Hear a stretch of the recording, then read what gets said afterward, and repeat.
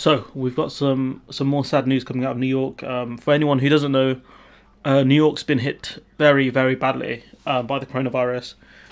I think it's partly because Trump reacted late. Bill De Blasio and Cuomo reacted late. I always get those two mixed up for some reason because there's a governor of New York and there's also a mayor of New York. So yeah, it's whatever. I guess it's not that's not important. But yeah, if we they've got drone footage of this mass grave. So if you have a look at how big this thing is, right? That's about the footage is unclear, but I think that's about three, maybe four graves deep, and I've no idea how many graves they can fit um, in this mass grave. But yeah, it's pretty grim, and you can see like once you've started constructing a mass grave or mass graves, then you've effectively this disease is, and so if we look, these numbers are out of date purely because this article is from the 10th, and today's the 14th. This will go out today, hopefully. So, look, officials say burials are being ramped up at site which has long been used for people with no next of kin. So this is people with essentially no family, no friends to visit them, I guess. New York State has more coronavirus cases than any single country. That's purely because politicians reacted late, and the fact that people in New York basically live on top of each other. Public transport's a big thing in New York.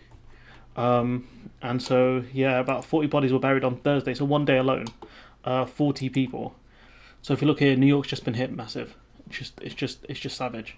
161,000 plus, and that's 4 days ago.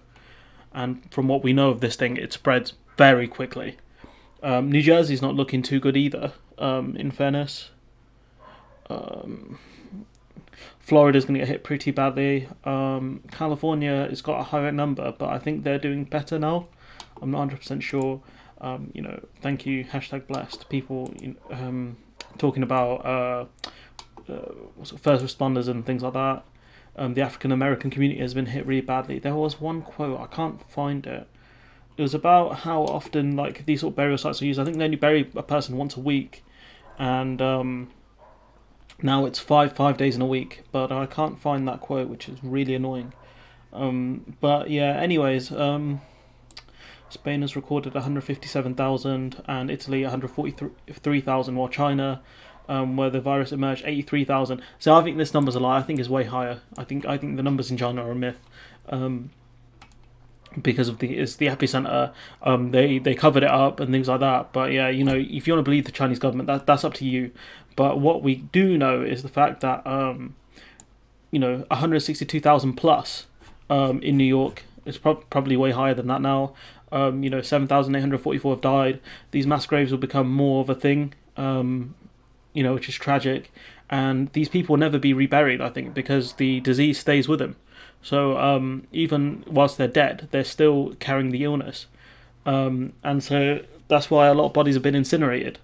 And you got all these dudes all these people in hazmat, purely because they don't want to catch it either, which is no surprise because this thing's brutal. But yeah, I do feel for people who work, obviously in the funeral industry, purely because it's got to be heartbreaking burying this many people daily.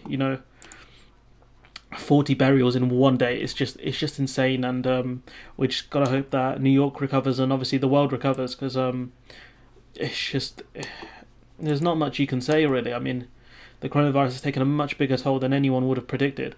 And mass ignorance, people being arrogant, thinking that it's not going to affect them or their family, going out and stuff. So yeah, there's not much more to say. I'm just going to keep rambling on. So yeah, I'll link this article below, and hopefully I'll see you in the next one.